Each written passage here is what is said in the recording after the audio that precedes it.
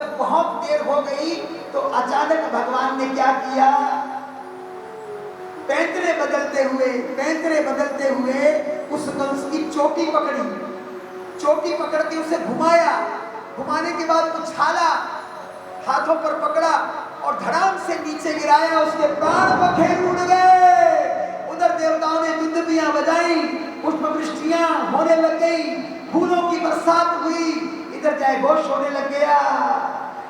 बोलो बलराम कृष्ण भगवान की जय।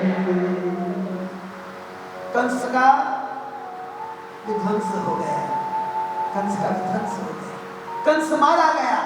लोक लोकांतर में समाचार फैल गया, भगवान के अवतरण का उद्देश्य पूर्ण हुआ। और उधर भगवान कूदकर कहां गए, तुरंत गए जहां सामने महाराज इंद्रसेन देवकी और वसुदेव जी को बंदी बनाकर बिठाया गया था। खोलो मेरे माता पिता की हथकड़ियां, खोलो महाराज उग्रसेन की हथकड़ियां। उनकी हथकड़ियां खुलवाई। दोनों बालकों ने चरणों में प्रणाम किया। माता देवकी और वसुदेव जी ने हृदय से लगाकर शिक्षक करके बालकों का प्रेम स्वीकार ही नहीं किया, उन पर अपना प्रेम लूंठित कर दिया। भगवान ने सबको मुक्त किया और मुक्त करने के बाद वहां की व्यवस्था देखने के भाव से बलदाऊ जी को साथ लेकर के सारी सेना का निरीक्षण किया, सेनापतियों को बुलाया। क्षण भर में ही भगवान का विचार बदल गया कि वे लौट कर नहीं जाएंगे। मथुरा की राजकीय व्यवस्था को उन्हें संभालना। कितने वर्ष के हैं बताओ ना? 11 वर्ष। 11 वर्ष के भगवान मथुरा की राजकीय व्यवस्था को संभालने के लिए सुदृढ़ता से निर्देश दे रहे हैं। अब मथुरावासी ढोल धमाकों के द्वारा भगवान श्री कृष्ण के प्रति समर्पित होकर के स्थान स्थान पर जय घोष उच्चरित कर रहे हैं। कृष्ण भगवान का नाम मथुरा में गुंजायमान हो रहा है। अभी पापी का शरीर पड़ा लेकिन कोई कंस का नाम नहीं लेता। भगवान कृष्ण ने विधिवत अंत्येष्टि करवा दी। अंत्येष्टि के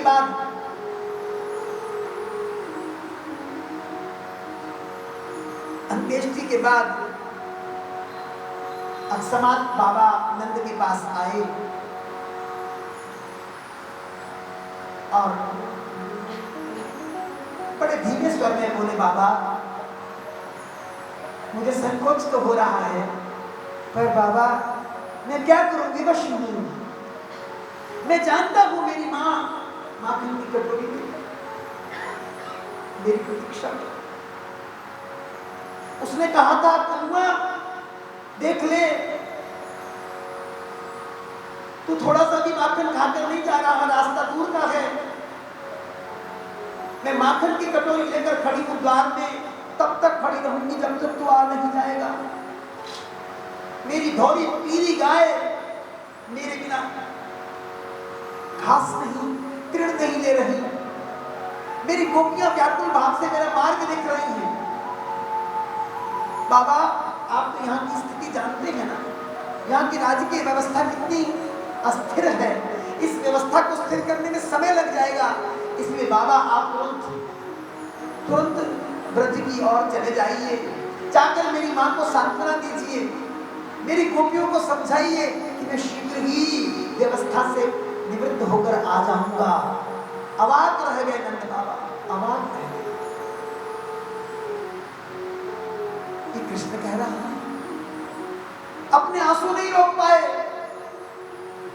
कृष्ण मैं कैसे जाऊं? पर कृष्ण तो बोलते जा रहे थे, बाबा आप तो अपने पुत्र पर भरोसा है ना, मैं शीघ्र ही लौट आऊंगा। आप यहाँ की अस्थिर स्थिति को देखिए, इसे संभालना बहुत आवश्यक है। रूंधे हुए गले से मौत समर्थन कर दिया बाबा ने। किसी प्रकार से अपने आप को बांध कर वो ग्वालों को लेकर के लौटना चाहते हैं, परंतु छकड़े नहीं चल रहे, उनके घोड़े नहीं चल रहे। वे पीछे मुड़ मुड़ कर कृष्ण की ओर देख देख करके हिनहिना रहे हैं। बाबा रुदन करने लग गए, गोप ग्वाल रोने लग गए।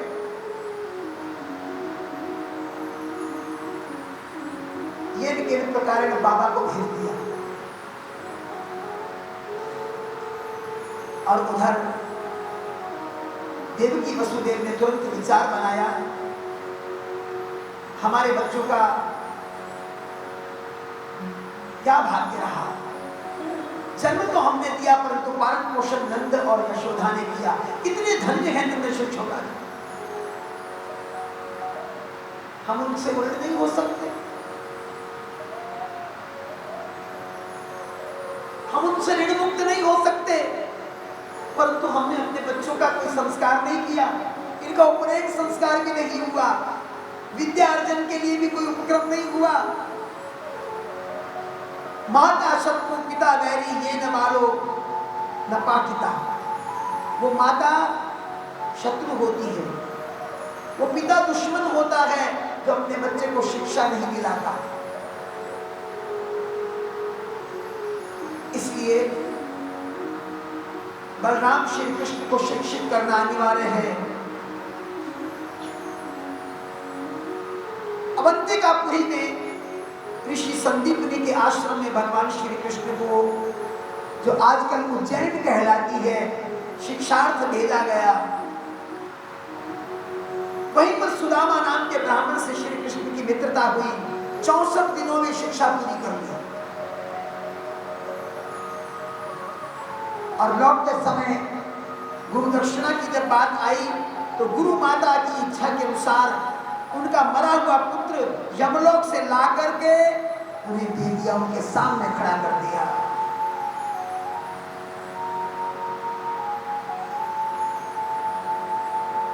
मथुरा में कृष्ण लौट आए पढ़ करके। भगवान श्री राम भी जब वशिष्ठ जी के आश्रम में पढ़ने गए थे, उनका उपनयन संस्कार हुआ तो तुलसीदास जी ने केवल इतनी बात लिखी, गुरु गृह गए पढ़न रघुराई, अल्पकाल विद्या सब आई। ये तो विद्या निधि है, इनको कौन विद्या सिखा सकता है। लोक शिक्षण के भाव से उन्होंने विद्या अर्जित की। और एक दिन अपने भवन में श्री कृष्ण बैठे हुए हैं, श्री कृष्ण ने संदेश भेजा उद्धव के लिए। उद्धव, भगवान श्री कृष्ण का संदेश पाते ही तुरंत उपस्थित हो गए। तो क्या देखा, भगवान श्री कृष्ण का मुखमंडल निस्तेज सा है, फीका है, झीना है।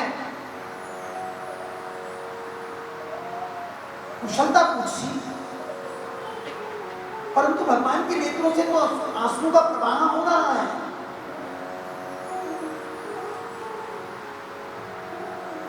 बोले प्रभु आप रुदन क्यों कर रहे हैं। भगवान कृष्ण ने अपने आप को संभाला, नेत्रों से आंसू पोंछे, एक विशेष कार्य से तुम्हें बुलाया है। ये कहते कहते स्वर भंग हो रहा था।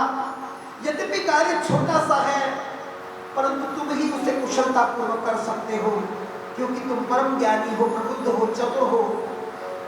उद्धव कहने लगे, मेरे प्रभु आज्ञा तो करें। भगवान ने फिर आंसू भर के कहा, मुझे ब्रज की बहुत याद आती है। 2 दिन का आश्वासन देकर आया था गोपियों को, अभी तक मैं लौटा नहीं। मेरी गोपियों ने सर्वस्व मुझे मान रखा है।